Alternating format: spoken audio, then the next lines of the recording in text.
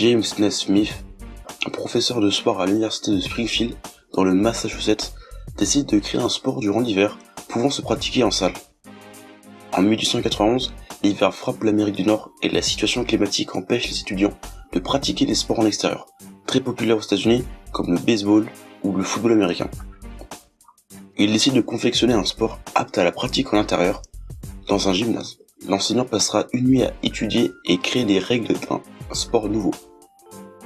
Armé d'un stylo, de quelques feuilles et d'une corbeille, il cherchera la solution durant de longues heures.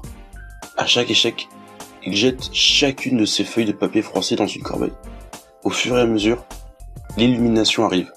Pourquoi ne pas jeter une balle plutôt que des feuilles dans cette corbeille? L'idée du basketball vient de naître. Il décide donc de concevoir un jeu où le but est de se déplacer avec la balle en main et de marquer des points en propulsant la balle dans un panier suspendu en hauteur, environ 3 mètres pour les professionnels.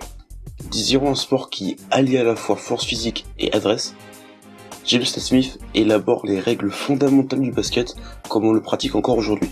Il créa donc les 13 règles fondamentales du basket. La première règle est que l'on peut envoyer la balle dans n'importe quelle direction avec une ou deux mains. Le tout premier match fut donc joué entre des élèves de l'université de Springfield le 21 décembre 1891 et se terminera sur le score de 1-0. Cependant, l'idée d'avancer en faisant rebondir la balle au sol viendra plus tard, et c'est le 20 janvier 1892 qu'a été joué le premier match officiel de basketball de l'histoire à Springfield. 2 équipes de 9 joueurs s'affrontèrent. Un ballon de football a été utilisé et les paniers avaient été accrochés au balcon du gymnase à 3 mètres du sol. Voilà, c'est la fin de cette vidéo.